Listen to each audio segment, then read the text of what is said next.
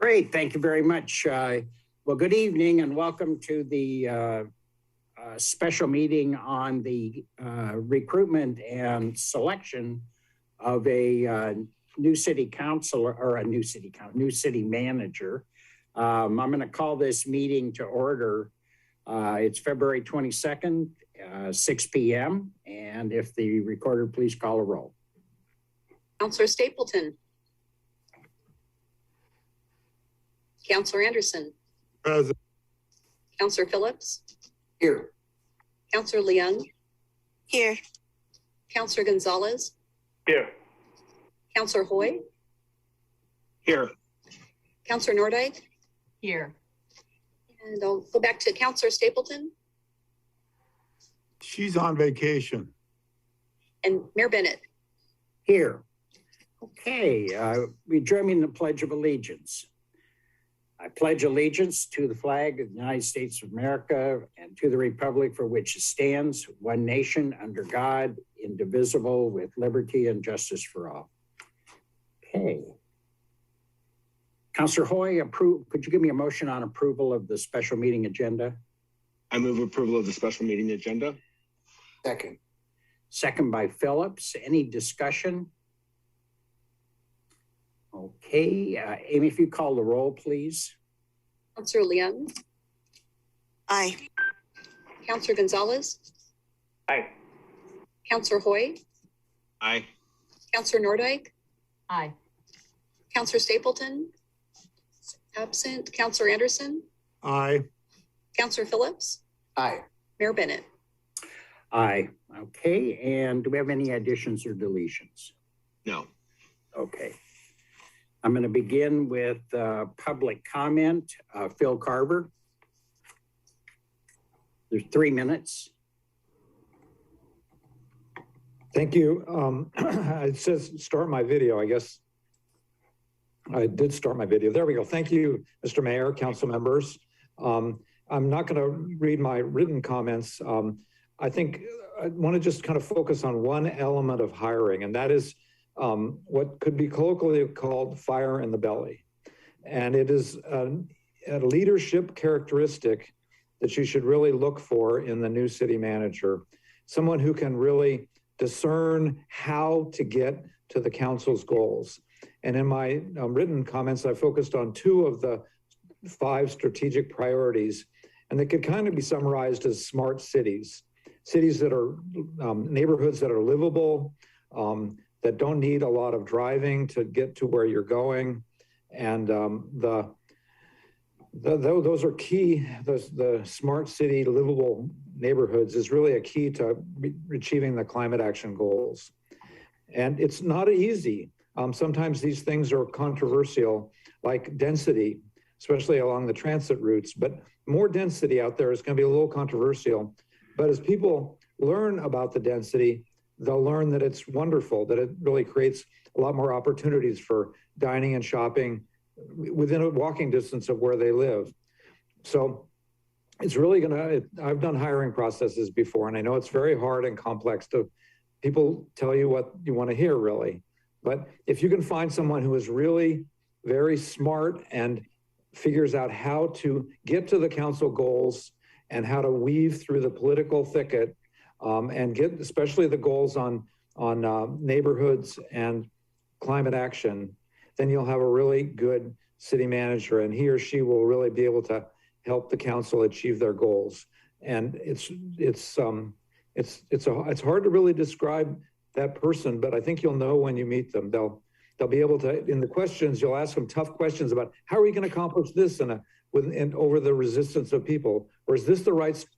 What are your strategies? What strategies do you think are key to meeting these key 5 priority goals in your strategic plan? So I think the consultant will do a good job of the interview and candidate priorities that you have in your document look pretty good.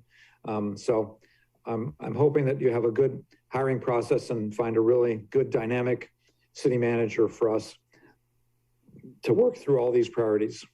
Great. Thank you, Phil. Any questions? Okay, I'm going to move on then to Suzanne Kaltwasser.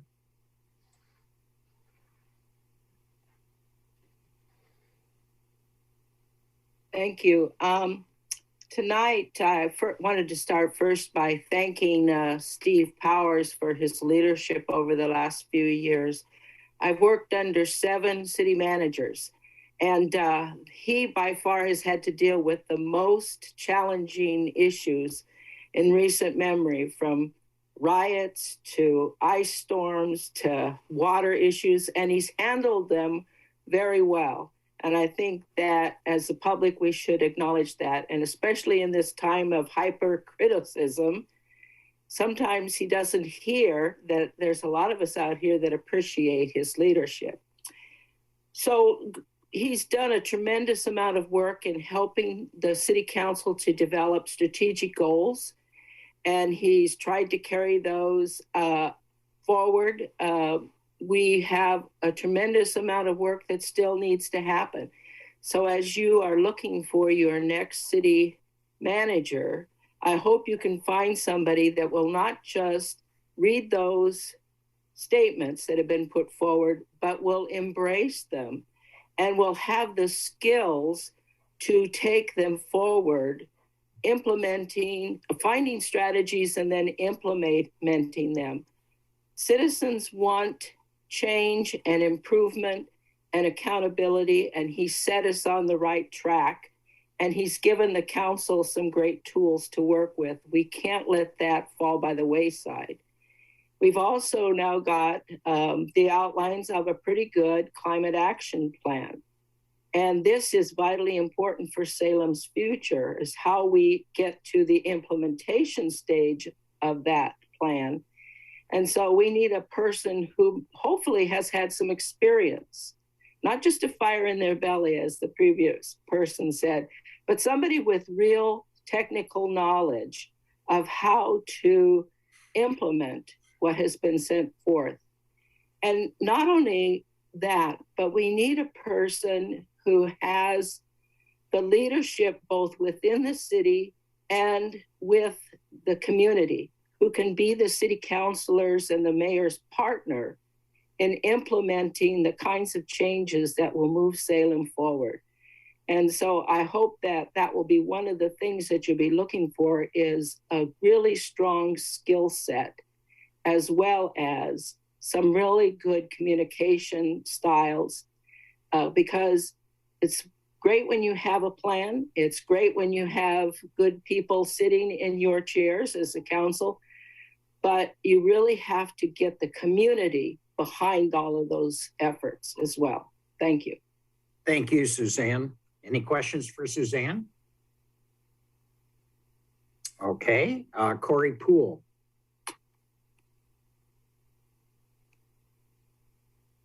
Hello, Mayor Bennett and esteemed councilors. I appreciate this opportunity to speak briefly on this very important topic. I would like to second all Suzanne's comments regarding Steve Powers and his effective management of the city. Steve, we really appreciate you. And I agree, this has been one heck of a ride you've had. And I appreciate, I've told many people I'm glad I don't have your job. So thank you very much. And I wish you well. As you know, the city manager system of local administration is advantageous because it separates elected officials from the day-to-day administration of city resources. Of course, the downside is it's a system that separates elected officials from the day-to-day administration of city resources, of course. The city manager, of course, is a highly impactful office that is effectively not elected by the citizens and not subject to re-election. Many times in recent years, when questioning city actions, we've been reminded that council does not make the specific decisions regarding implementation of city policy, that it is the job of the city manager to make such decisions that will greatly impact individuals, neighborhoods, and of course the city as a whole. And much like the song from Mary Poppins, I have my personal wish list of what I would like to see in a city manager. Someone who's an effective communicator, someone who has experience in managing a sustained crisis, someone who has experience in managing housing and human services, someone who can find creative and effective solutions to address the many challenges that Salem faces. But my real and true wish is that I hope you will put foremost in your decision-making process is that the council will truly engage the citizens of Salem to listen to the issues that Salem residents feel are important and to make these issues the key criteria in your candidate search. I feel that if you make this effort, we will all be rewarded with a candidate who will meet the needs of our community and create needed trust between the city and its citizens. Thank you very much. Thank you, Corey. Any questions for Corey? Great, thank you very much. Okay, that's public comment. So we will move on then to the business of the evening, which is going over the procedures for recruitment as well as the materials that have been provided out or would be provided out regarding this position. So Mr. Powers, you want to lead us off, or how would you like to do this? Certainly, Mayor, thank you.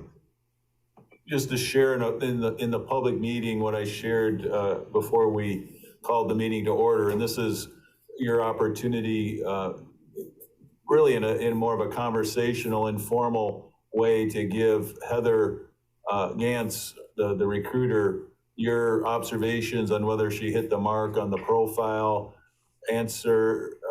provide feedback regarding process, and then also for Heather to share with you what to expect and to share with you her experience and best practices for a recruitment, particularly for a city as large and as complex as the public commenters mentioned, as complex as Salem is.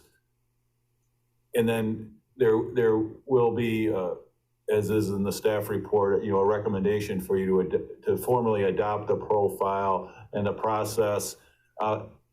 And that's, again, as much for the candidates and Heather's benefit as it is for yours. So then she can share without any question, well, this is what the Salem City Council expects in candidates who are interested in becoming Salem City Manager. Sounds great. Heather, would you like to take us through this in pieces, or would you like to do it as a free-for-all? I would love to do it in pieces. I would like to just quickly kind of let you recap how we got here, first and foremost. And answer any questions on that before we dig into the profile. So thank you so much for allowing me to be here this evening. Looking forward to our discussion on the profile. Did want to reiterate for everyone how we got here. And that started with some great one-on-one conversations with you all as council members. I also had the chance to speak with the executive leadership team. I had the opportunity to speak with management team members, labor leadership, and some of the key partners, key larger community, community partners that the city works with on a regular basis. All of that information collectively forms the common themes and the consistencies that you'll find in the brochure that we'll talk about this evening. So those conversations were wonderful. There was a lot of consistent information. I think from my perspective, we look for repetitive information, hearing the same things over and over again. That means everyone's on the same page. There's a lot of consistency around what it is that you're looking for, maybe subtle differences or subtle nuances, but overall a lot of alignment around what you're looking for in a city manager. Where I get concerned is when that is not the case. And I did not find that through the course of my conversation. So kudos to you all for alignment in what it is that you're looking for. And I hope I was able to articulate that in written form in the brochure. Any questions on that brief overview of how we got here? And if I may, Mayor, I apologize. I was a inattentive host. I should have introduced Heather Gantz as the lead recruiter from Raftelis. Perhaps most importantly, Heather was the recruiter who worked with the city to bring me here. And I think Mayor Bennett and Councilor Anderson may remember that as they were on the council that brought me to Salem. So Heather has worked with Salem, understands, well, I shouldn't say understands, I don't know if anyone really understands Salem, but certainly knows Salem, and she's also out of Beaverton, so she has a deep familiarity with Oregon and the Pacific Northwest. That's great. Well, it certainly showed through in this document. I thought it it really covered the gamut of attributes and issues, as well as at least I saw some of the things that I had been thinking about in there, and I thought it was really quite well done, Heather. I don't have any changes. Counselors, do any of you have anything you your thoughts? Or Tom, you've been through this. You're the other guy that's been through this. So why don't you start off? Yeah, Heather and I were reminiscing about when we hired Steve 7 years ago now. I've got a question and then a comment. I'm interested in how you view community input. My presumption is it hasn't happened yet because we're just at this stage, but in attachment, item number 1 of attachment 1, profile development, it says, you know, you're going to talk to the mayor, councils, manager, staff, executive leadership team, and community members. So could you tell me just a little bit, Heather, about the community member conversation, and has that happened, and what will it be if it hasn't happened? And if it has happened, will it continue?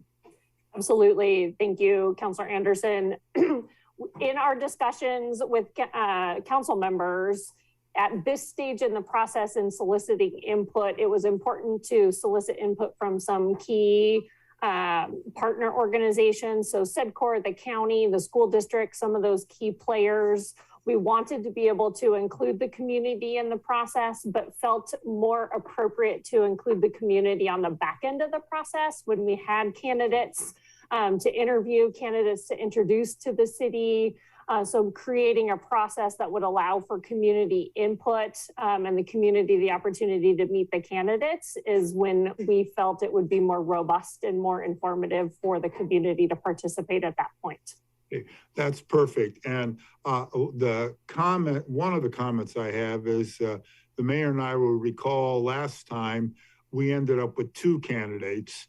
And I just think it's preferable. We got a great candidate. We got a great manager, but just speaking from a process wise, it would be really good if you could lock in the people. You know, I think we had 1 or maybe even 2 that were going to be candidates, but then dropped out. And I think one of them dropped out for family reasons, something that came up with this family that he didn't know about, or she didn't know about. I don't remember who it was, but aside from that, if you could make sure that the 3 we land on are people who are really interested and want to be here, and as opposed to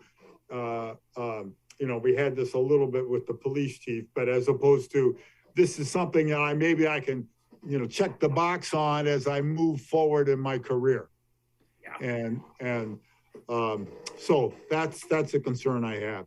Then I just wrote before we had the people talking. I wrote notes, and my note says 350 comments. So I, as you may not know, as the other counselors know, I've been, instigating the climate action plan, and I think that's crucial. And so I agree with the comments of Mr. Carver and also Ms. Kaltwasser, and then I think Lori Doherty sent us an email as well. So I think that's very crucial. Then my final comment is, and I think that this has been, my concerns have been assuaged, but in the first full position priorities in the great looking brochure, I wrote down DEI, diversity, equity, inclusion. And I thought it doesn't really say that here, but then it came there in successful candidate. Good bureaucratic speak. The candidate will lean into issues including climate change, affordable housing, equity, and homelessness. So I think you did discuss it there, but candidates should realize that we have been serious as a council, both in climate action and other issues, because we're the capital city, and lots of tensions that are statewide and nationwide show up on our steps. So we have been really clear, I think, and focused on DEI. And so we need to have somebody who is familiar with that as well. other than that, I think this is excellent. And the only thing, Tom, I want to bring up, because I was hoping you'd bring it up, but I'll do it.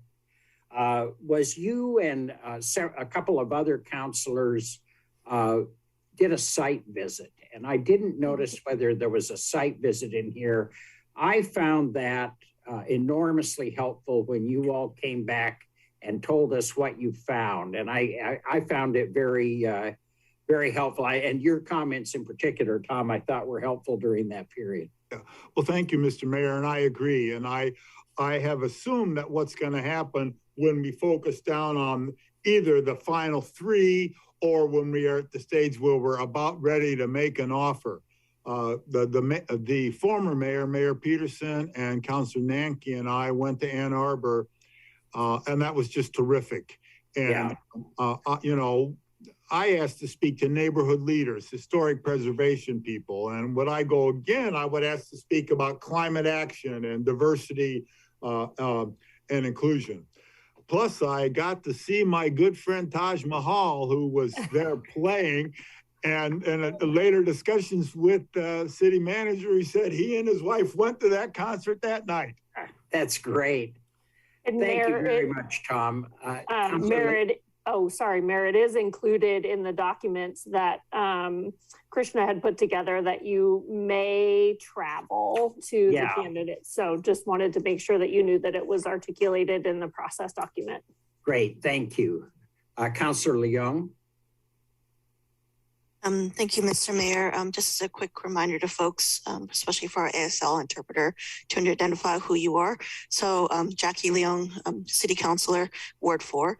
And I want to sort of echo what Councilor Anderson was asking specifically about EDI and equity. And I had another question, though, when I was looking through the description. Within the city manager role, it's also an expectation, especially whether they are local or they're from out of state, if they will be engaging in community events, like attending either events and or like building that relationship within the community as well, besides a city, besides the mayor and the city councilors. Yes, typically speaking, city managers are actively engaged in the community in a variety of different capacities. And that does include community events, other nonprofit organizations, a variety of different ways to show support for the community. Is that called out in this, Heather? Is it, it seemed to me it was, but sometimes you get in your head, I mean, I'm thinking about Powers and all the stuff he does, and then translating it maybe into without seeing it in writing. I think I spoke specifically to partnerships and relationships. I could certainly provide some additional information about actively engaging in the community and community-based organizations. I think, is that what you're thinking of, Councilor Leung, something like that? Yeah, like a little bit more clear that this is what we're expecting from the city manager and the successful hire for the city manager role. Great, thank you. Because I mean, they're pretty much, you know, representing the city as well. And if they are serving the city, they have to know the community. If they don't know the community, how effective are they? Yeah. Thank you, Councilor. Councilor Gonzalez. Thank you, Mayor. This is Jose Gonzalez, Salem City Councilor. I want to echo Councilor Leon's, proven track record of community involvement, I think, you know, should definitely be relayed. Now, one of the questions I had is, unless they take it upon themselves to come visit us, or how is it that they're gathering more information about the city of Salem? How are they learning? What are we sending them in, other than this? Are there any other documents they're going to receive, statistics, a little more detail? And the reason I mention is, you know, it does talk about a little bit about diversity in there, but it just says it, I think, once, you know, but this city is really diverse, especially the younger generation, even more than the older. Yeah. Yeah, Courtney Knox Bush has been wonderful in providing me just a wealth of documents and information, all of which are also on your website. So we would certainly point candidates in that direction. We will provide them with documents. We will engage in conversations with candidates. You can also anticipate and expect that candidates that are interested in further exploring the opportunity will watch your council meetings. They'll start to pay attention to how the council works, how the council operates together, how you make decisions. So you'll start to see some, people in the audience, if you will, virtually speaking, of course, that'll start paying attention to your council meetings as well. And that's how they'll receive additional information about how you operate, how the city operates, in addition to all of the wonderful resources that are out there for them to learn more about the community itself. That sounds good, Heather. Thank you. And I guess the only other comment I had is, are they also aware of the challenges we have? We don't want to scare them away. Yes. But we want them to know, sort of what they're walking into. I mean, because I know it mentions that, Salem's the top 100 livable cities. But on the other end, for college students, it's at the bottom of the list. So, the good and the bad, thanks again. Absolutely. It's important for candidates to understand the full challenges of the opportunity.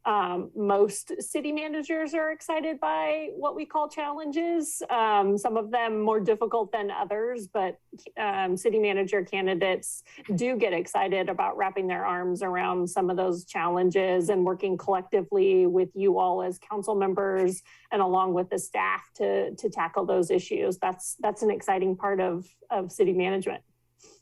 Okay. Tom? Thank you, Mr. Mayor. Yes, no rose-colored glasses here. No. Councilor Gonzalez's comments led me to also wonder, state that it might be very appropriate if we had a candidate who is fluent in Spanish.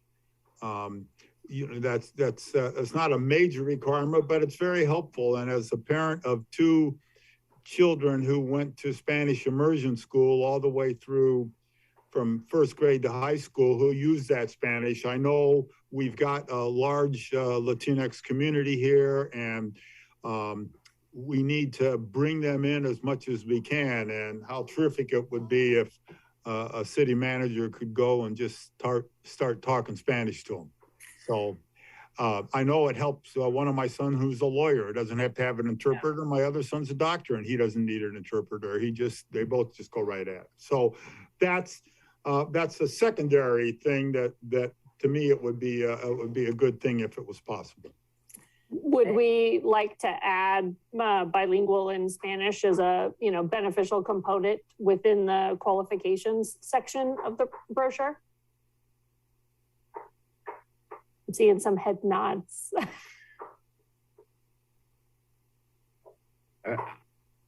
Let's think about it just a little bit. I think the concern is that it would be fairly clear. It isn't a requirement. Yes. I think the way Tom describes it is really as a beneficial component of any candidate seeking this would be to have a bilingual capacity. I think would be really helpful. I think we'd all feel better if we were bilingual, but I think having a city manager would be a real strong statement if that could be found. But what we don't want to do is discourage people. We want a rich application. Is that what you meant, Tom, kind of? That's exactly, Mr. Mayor. I think if you were ranking things, that's a secondary qualification. Mm-hmm. However you say that, Heather, it would be great. Yes. Okay. Councilor Phillips? Yeah, I think that clarification on the most recent question is appreciated. I am not fluent in Spanish, but in an emergency, I speak just enough Spanish to get by until the hospital interpreter shows up. But like having that, experience of working within the systems and resources so they know how to utilize translation services. So to really emphasize one of the things we're asking for in this that I'm hearing from community and in the document that you've done an outstanding job of preparing is the need for communication. I think at this moment in our history, it's especially difficult. We have a fragmented media landscape. It's hard to reach out to everyone in our community, but having those skills like knowledge of other languages and cultures would be very helpful. And then I just want to say kudos. This document really feels like you've done a succinct job of capturing, what we're looking for in a potentially successful candidate, and that Salem is a special place. So very well done. Thank you, Councilor Phillips. Councilor Nordijk. Thank you, Mr. Mayor. I'm very much looking forward to this process. Many of you folks don't know this about my professional background, but I have participated in hiring a CEO and that recruitment process, including the final interview phase and so on. I've done performance evaluations of a CEO and executive director in other capacities, and I'm also an employment attorney. So unfortunately, I've seen employment hiring decisions go wrong where there ends up being a Monday morning quarterbacking of how the scoring was done, how the entire process was done. And on top of all that, we all know that our staff make 99% of the decisions around here. This is probably one of the most important decisions we make this year. I think that for our outgoing councilors and mayor, this is a part of your legacy, whoever we select. So it really is important. I'm glad that we're meeting just to talk about this. Now, with that in mind, as we move forward, I'll be very curious to see what the scoring sheet looks like, assuming that this process uses a scoring sheet, because that's where really the rubber meets the road. A lot of scoring sheets reflect what the real priorities are for a manager, like how highly is experience scored, how highly is fluency and cultural competency scored. Those are some of the things that can really help distinguish candidates who are usually clever enough to say all the right things, but can they actually deliver, right? So, for example, I would love to see candidates who have direct experience in working with the homeless community. From what I've seen, there's a big difference between folks who have opinions of the homeless community and those who have actually volunteered with persons experiencing homelessness. There can be a really rapid mindset if you spend just 3 or 4 hours working with people in crisis and working with people in need. It can have a real impact on your mindset. So as one of those desired attributes that are not a mandate, I would like to see direct experience in working with persons who are homeless. That, I think, again, there's a distinction between minimum qualifications, which most applications spell out, and then desired attributes, which are not a prerequisite, not a deal breaker, but are encouraged. And it's also a great opportunity to help the candidates flesh out in their own cover letters, this is the real work that I've done, not the lip service that I can pay to equity and inclusion. What real work have you done to serve the BIPOC community, for example? Give me concrete examples. That's what I'm looking for in terms of our equity lens, climate action, working with persons at the margins. I would love to see someone who's had real world experience with those individuals. Let's see. I know that, of course, council will be participating in the final interviews. I would fully expect that since we're the ones who hire. But I'm kind of curious, we don't know how this application will shape up, right? This is a bizarre and fascinating job market, is it not? And I'm kind of curious because I know the application says that a, quote, successful track record as a city manager or a deputy/assistant city manager with prior experience in a similar size, full service city is essential, end quote. And Heather, you know this better than I do. That's a pretty specific prerequisite. Do you anticipate with this job market that we're going to get enough candidates?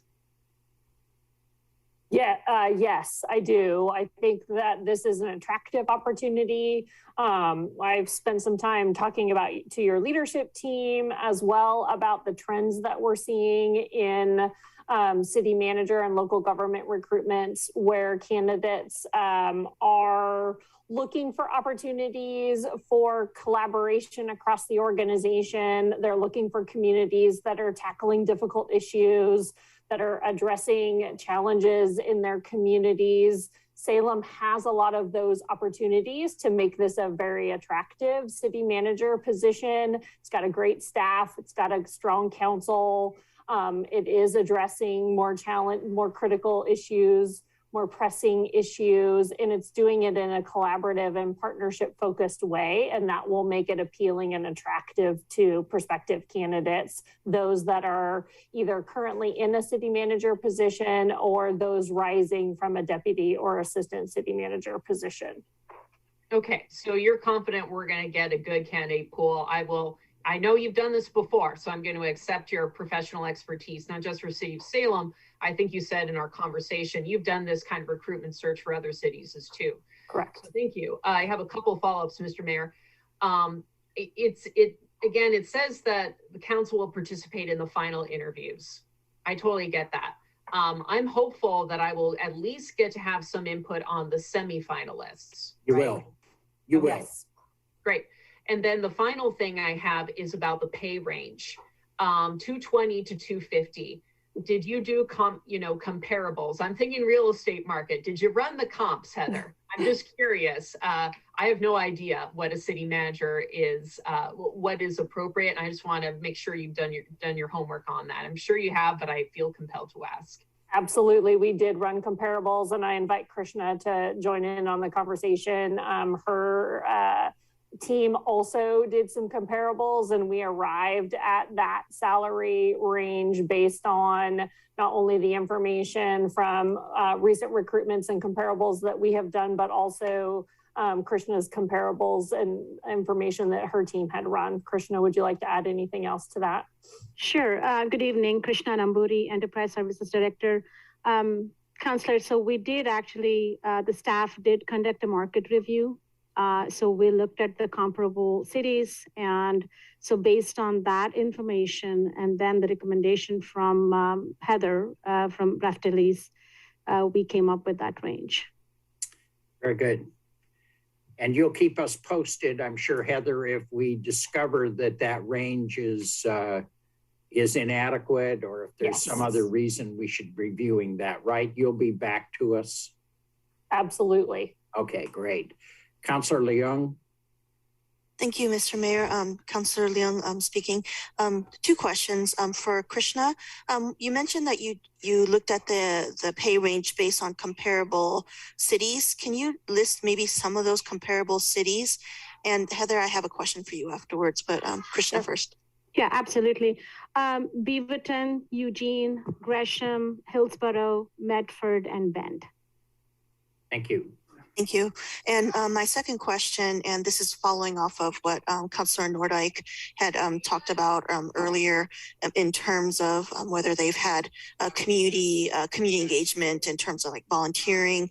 I would like, if possible, for this to be under the same kind of category, like perhaps even having like the lived experience, because individuals who've had lived experience at times bring in a different lens when it comes to certain matters.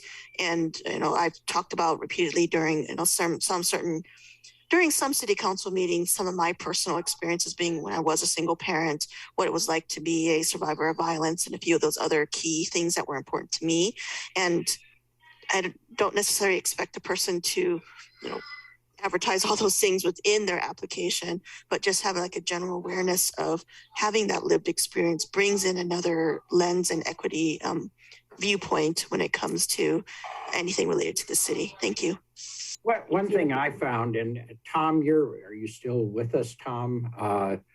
That we saw last time is a lot of that gets teased out during our meetings with each of the candidates. We get to ask a lot of questions about just exactly the kind of thing you're talking about. And I thought that was, I don't know if that's adequate, but Tom, what do you think?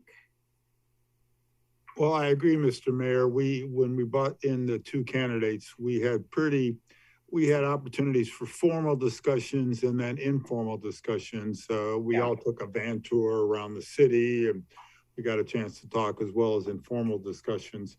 But these are all important questions, and And those type of questions were asked.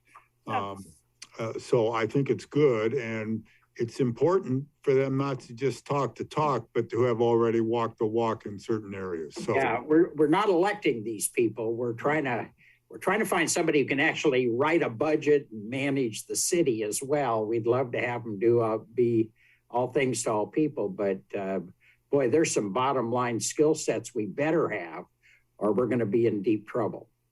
As long as as you look at the various challenges we have. So, I think I think what you're asking is really important. I want to make sure that we don't filter, at least this would be my opinion. I'm not, whatever you guys want to do, but that you don't filter out people who bring that real high quality management skill set that is really fundamental to operating a city like this, along with the skills we're asking for under this as well. Go ahead, Jackie. Thank you, Mr. Mayor. Jackie Leung, City Councilor.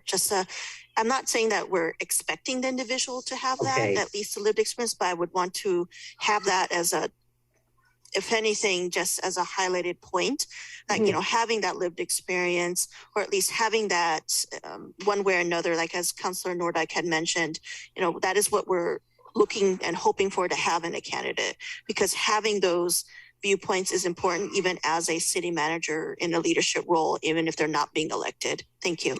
Thank you. Councilor Hoy? Thank you, Mr. Mayor. And I appreciate the feedback everybody's given so far to the process. I think it's valuable. Having hired literally hundreds of people over my career and several executive level folks, there's certain things that you want to put in when you're developing your pool, and there are certain attributes that you want to keep in mind for when you're hiring the ideal candidate. And I do think it's good for our recruiter to hear these things, so she has an insight into what we're looking at and valuing. But it might not be things that we necessarily want to reduce to the recruitment document, but yet things that we consider going forward. So I just kind of toss that out there. I don't want to get so specific in our recruitment document that we miss out on quality candidates. So I would hope that we could stop here at some point and say we're probably good to get a pool of candidates that will meet our needs, and we will always have the chance to go back out again if we don't find an adequate candidate in our first run at it. Thank you, Councilor. I really appreciate your comments. I think it's really helpful. Yeah. Okay. Anyone else that I don't see? Guess not. I think, Heather, is really a compliment to what you've given us, that you've really covered a great deal of what we need to have covered. And I'm sure as you talk to candidates, you'll carry part of, at least a chunk of the message as to what some of the values are on the council. Yes, absolutely.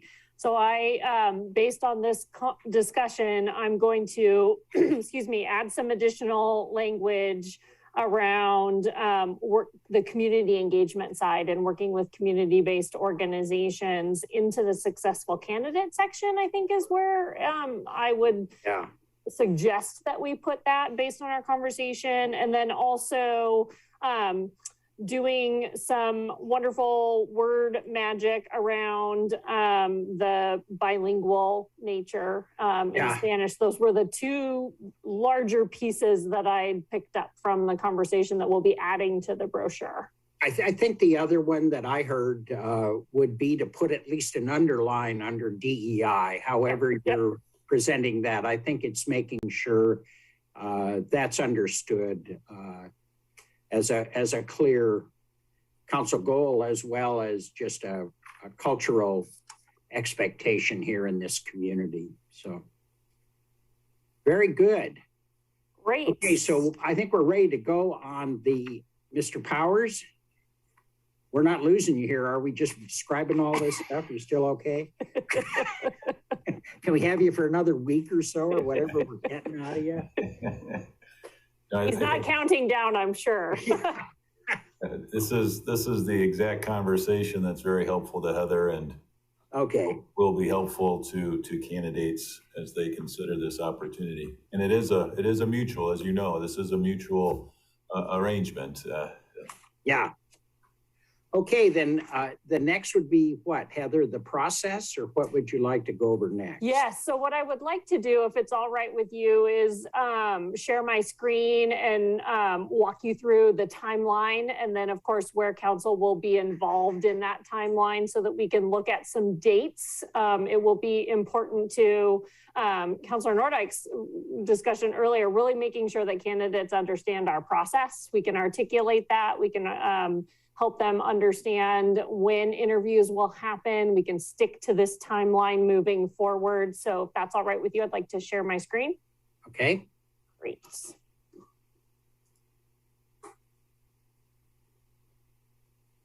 All right, can you all see this, the screen with the timeline?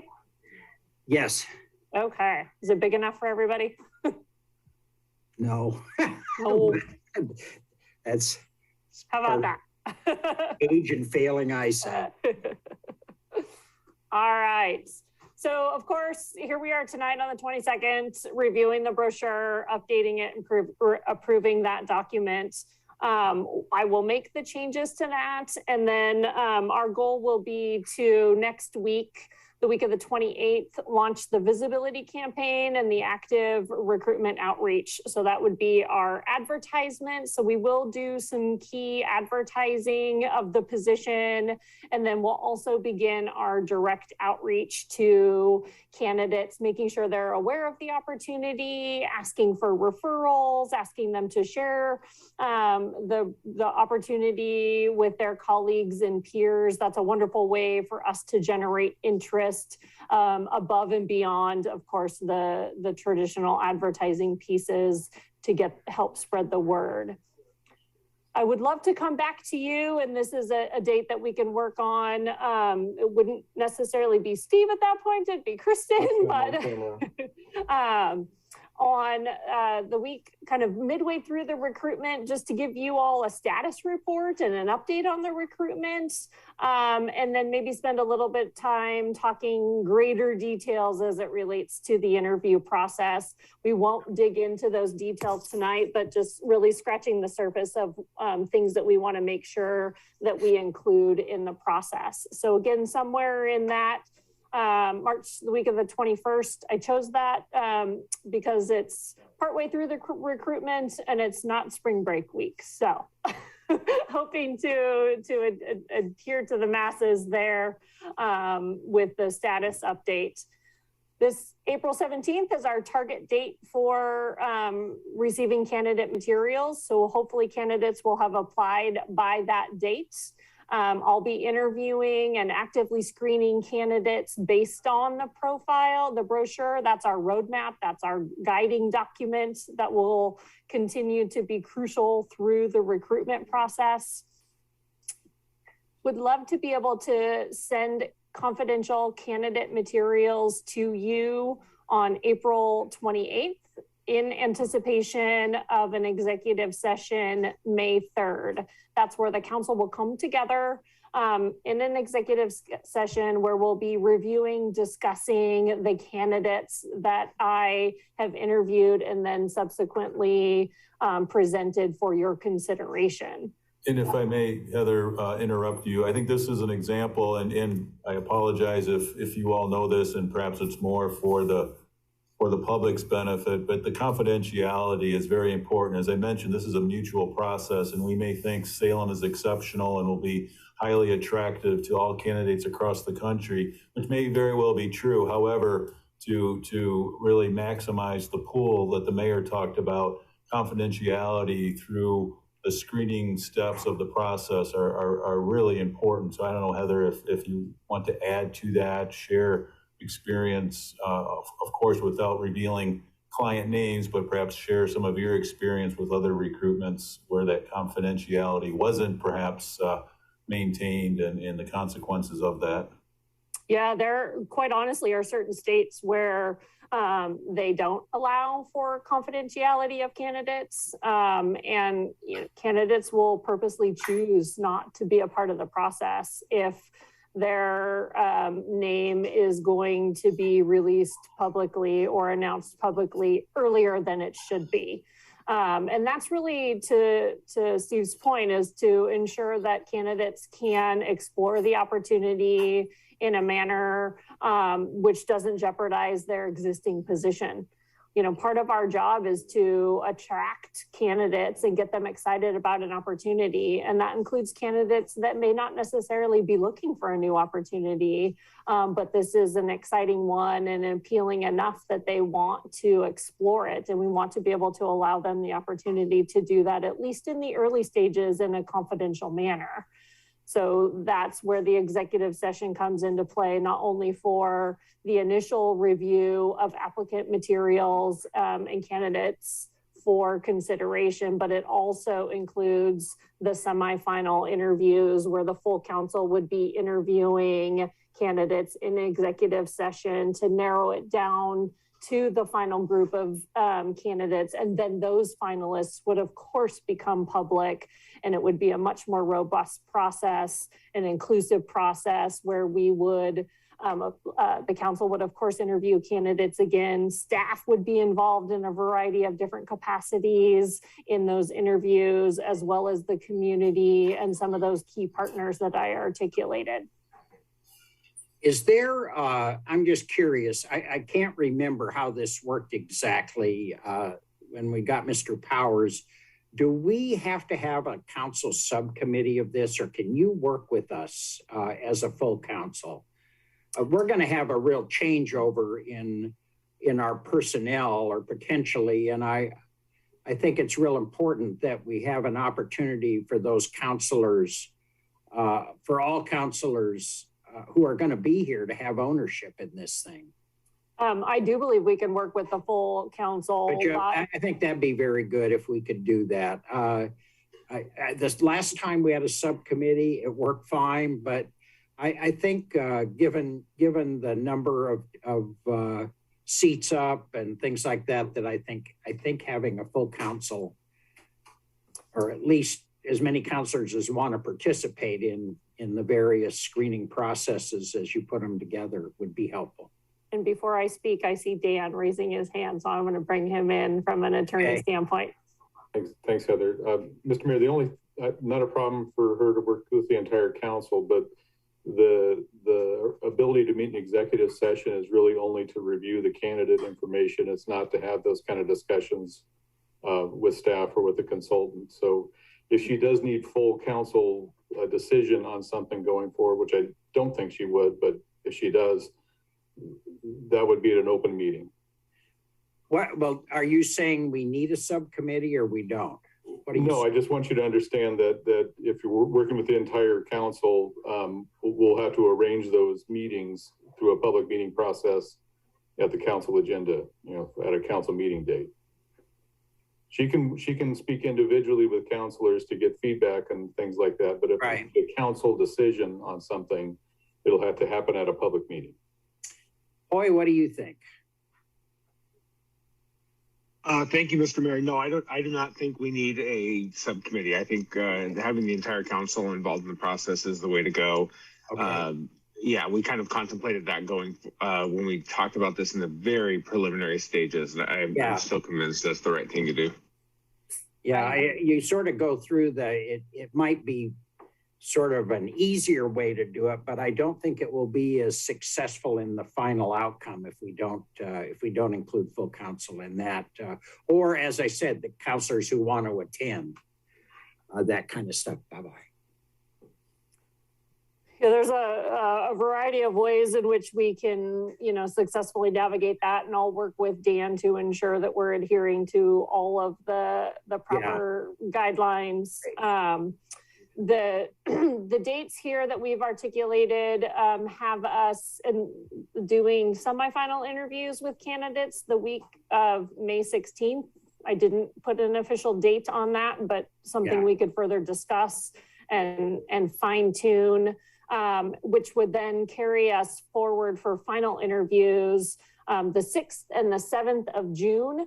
The reason that we're looking at that early June date was your elections would have happened at that point, and we would be, we would know who the incoming council members are, and this would give us the opportunity to include them in the process. Yeah, that sounds good. Yeah. Will this be by Zoom? How will this be done? These meetings, not the interviews with candidates, but I'm looking at the 28th of April and the the 3rd of May. If we're capable, if we're capable to and able to meet in person, we could certainly do that. If we are continuing to trend in the right direction from a public health standpoint, that would absolutely be an option to meet in person. If not, they would be virtual meetings, much like what we're doing now. Okay. All right. For sure, the final interviews in early June would be in person, unless we have a dramatic change and shift that none of us want or expect. It could happen in a,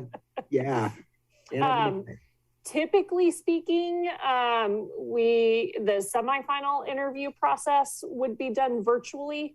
And the reason for that is, one, it's less, it doesn't cost to interview candidates virtually, especially when we're interviewing, 6, 7, 8 candidates spread out across the country. It's a good way to evaluate candidates and the city does not incur any costs.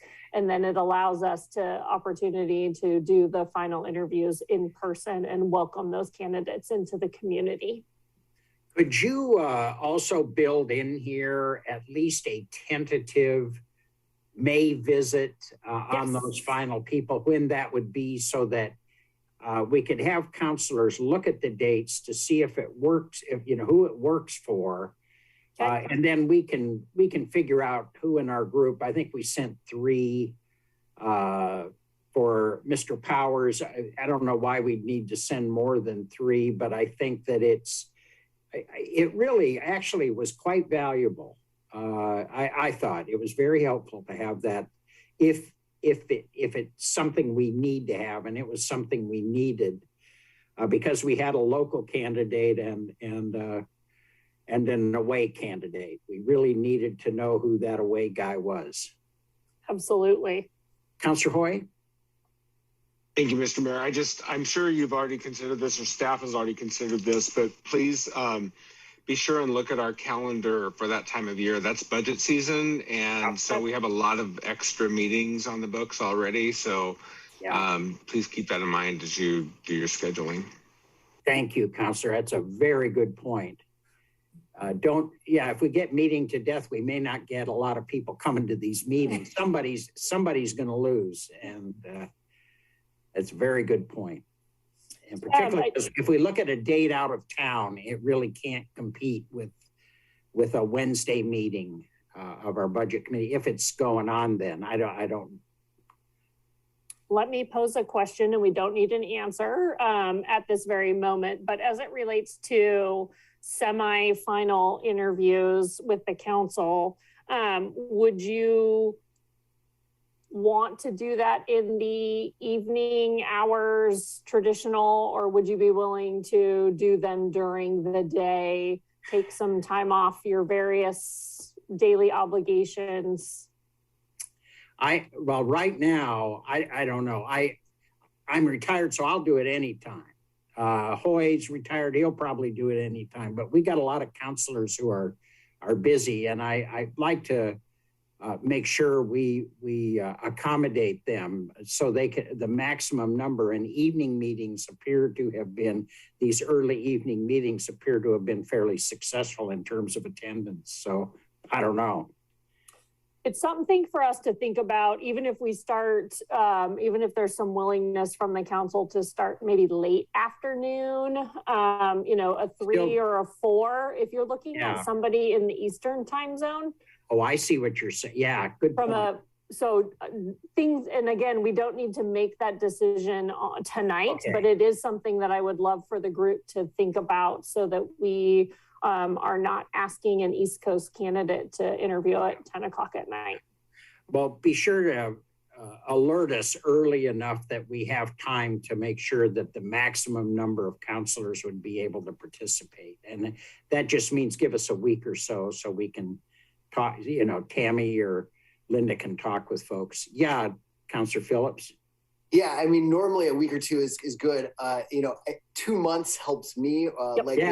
If we know, and like I have to have my schedule request in by March 20th for May. So, just as an example, the sooner I know, the easier it is to schedule. I can usually get most of these days off. I've got a lot of flexibility in April, but then May and June, things get a little tighter. So really hone in on a date for the week of this 16th of May for semifinal interviews. I don't mean to interrupt, but Trevor Phillips, Ward 3, if it is already for like one of the Mondays, we'd normally have a work session or a meeting, I'm going to have that off. Okay. Great. Okay.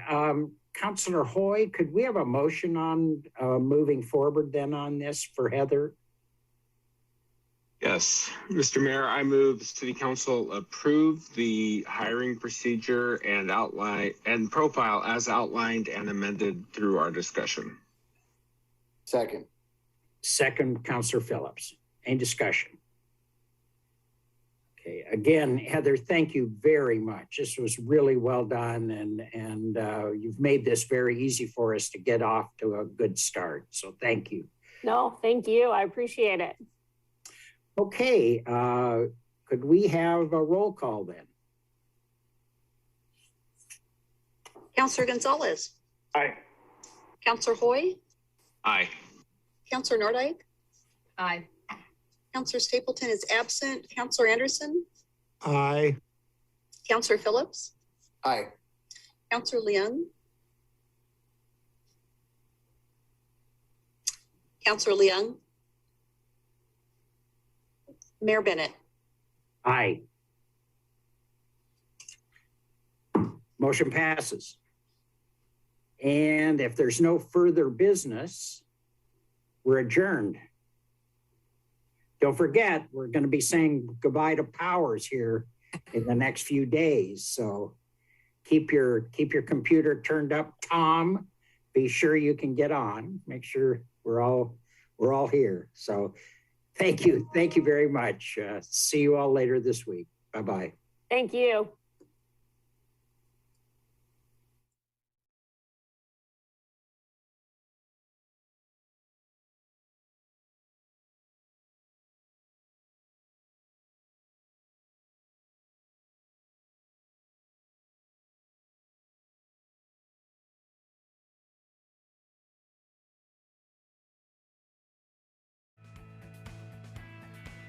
For more videos and for more information, go to capitalcommunitymedia.org and follow us on social media.